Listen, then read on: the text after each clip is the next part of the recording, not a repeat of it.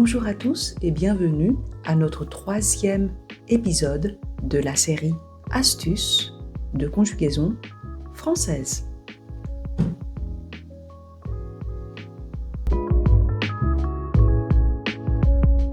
Je suis ravie de vous accueillir pour notre 3e épisode où nous allons comparer deux verbes que vous utilisez beaucoup et qui se ressemblent énormément, mais on ne s'en rend même pas compte. Il s'agit bien des verbes naître et connaître. C'est parti pour l'astuce de conjugaison du jour. Comme d'habitude, je vais mettre mes lunettes. C'est bien. Je vois tout maintenant. Alors, on va voir pour quel verbe tout d'abord. Ces deux verbes sont des verbes modèles. La bonne nouvelle, c'est que le verbe naître n'est modèle que pour lui-même. Et oui, ça peut arriver qu'un verbe ne soit modèle pour aucun autre verbe. Maintenant, en ce qui concerne le verbe connaître, il est bien verbe modèle pour une multitude d'autres verbes du 3e groupe. Vous voyez ici, le premier, le verbe apparaître, disparaître, reconnaître, méconnaître, etc.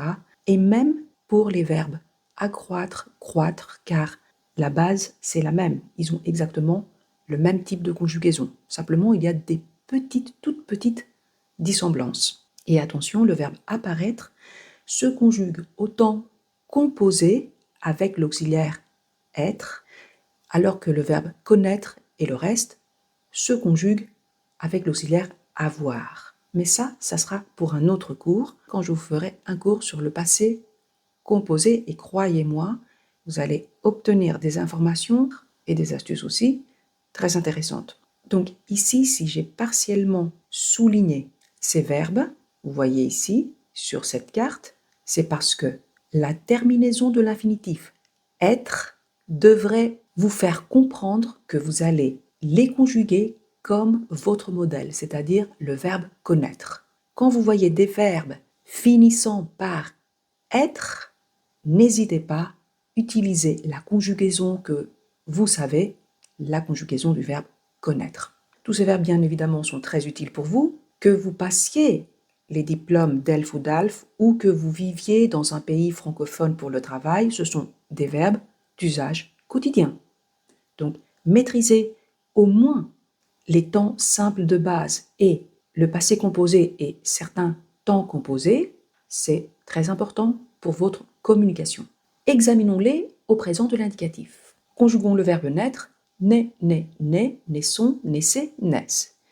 Si on y ajoute le préfixe con, que désormais je dirais les lettres CON pour ne pas être censuré, si on y ajoute alors les lettres CON, mais en fait c'est un préfixe, on obtient directement le verbe connaître. Regardez sur la carte, connaît, connaissons, connaissez, connaissent. Peut-on appliquer cette même astuce à tous les temps simples d'usage quotidien? Eh oui, bien sûr. Voyez ici les 3 personnes qu'on utilise à l'impératif. Il suffit de copier-coller l'indicatif présent et on doit uniquement garder les 3 personnes, celles, c'est-à-dire auxquelles on peut donner un ordre qu'on utilise pour exprimer l'impératif présent. Voyez ici, naissons, naissez, connaît, connaissons, connaissez. Et rien qu'en barrant les autres personnes de l'indicatif présent, on obtient ces 2 verbes. Mais là, souvenez-vous qu'on utilise rarement, bien sûr, l'impératif présent. Où est-ce qu'on va dire et à qui on va dire naît, connaît à l'impératif. Donc, vous pouvez vous en passer. Et vous savez aussi, dans votre propre langue, dans votre langue maternelle, il y a des verbes qu'on ne peut pas en fait utiliser au présent de l'impératif, comme le verbe pouvoir. Je ne peux pas faire cet exercice. Peux. Mais nous ne pouvons pas régler cette affaire. Pouvez. Impossible. C'est même drôle. Vous pouvez m'écrire en commentaire si dans votre langue, c'est le cas. On peut appliquer cette même astuce à l'imparfait de l'indicatif, au futur simple et au conditionnel présent, même si on change de mode, et au subjonctif présent. Voici les cartes au temps et mode respectifs. Donc on a à l'imparfait de l'indicatif naissez, naissez, naissez, naissions, naissiez, naissez. Ajoutons-y les lettres C et ON et on obtient le verbe connaître. Connaissez, connaissez, connaissez, connaissions, connaissiez, connaissez. Au futur simple et au conditionnel présent, même chose. D'ailleurs, si vous avez visionné ces deux vidéos, vous savez très bien que le futur simple et le conditionnel présent sont presque identiques. Il suffit de changer de terminaison. Donc on a naîtrait, naîtra, naîtra, naîtront, naîtrait, naîtront. Appliquons cette même astuce. Connaîtrait, connaîtra, connaîtra, connaîtront, connaîtrait, connaîtront. Même chose pour le conditionnel présent. Au subjonctif présent, nous avons exactement la même astuce. Que je naisse, que tu naisses, qu'il naisse, que nous naissions, que vous naissiez, qu'il naisse. Ajoutons les lettres C et ON. Que je connaisse, que tu connaisses, qu'il connaisse, que nous connaissions, que vous connaissiez, qu'ils connaissent. Donc à tous les temps simples de base, vous avez le même phénomène et les choses sont très simples. Donc si vous maîtrisez le verbe connaître, vous maîtrisez automatiquement le verbe naître et très souvent, vous ne vous en rendez même pas compte.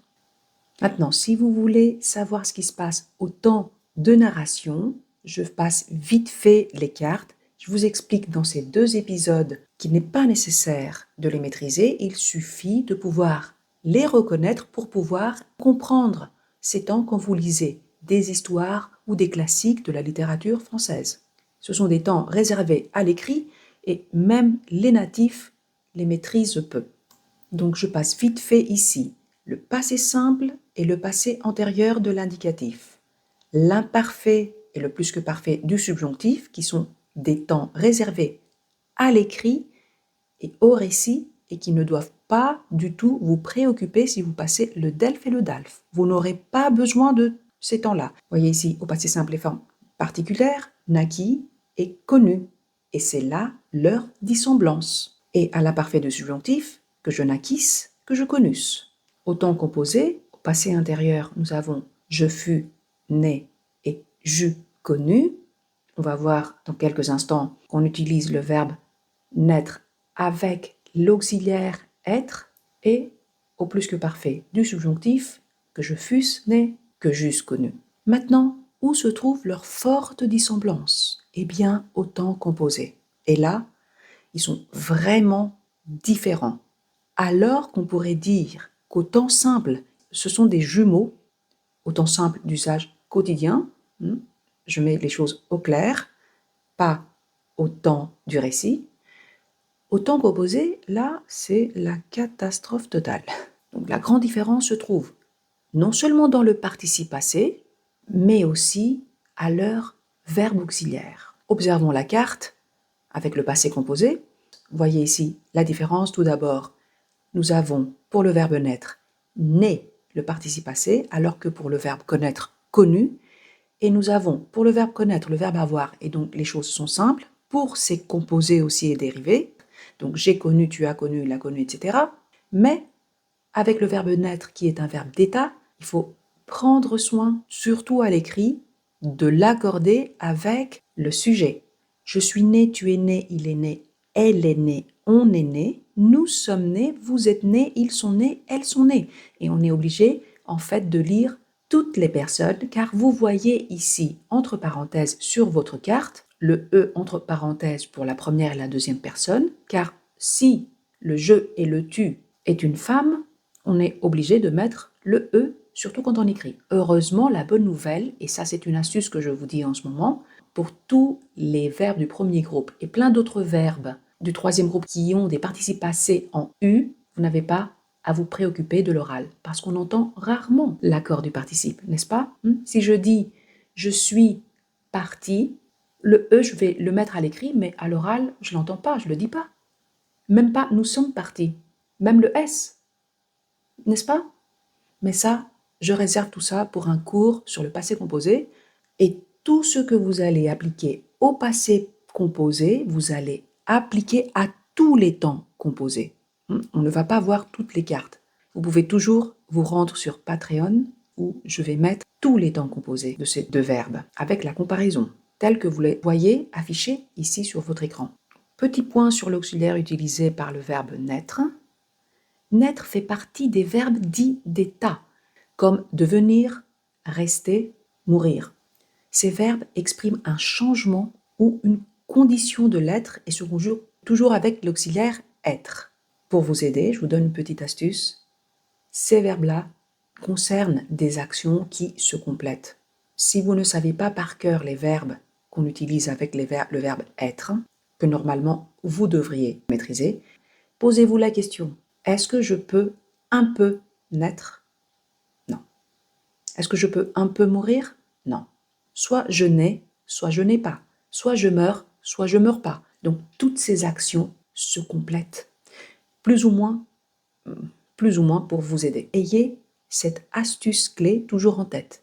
Quand j'utilise le verbe être comme auxiliaire au temps composé, mon participe passé devient une sorte d'adjectif.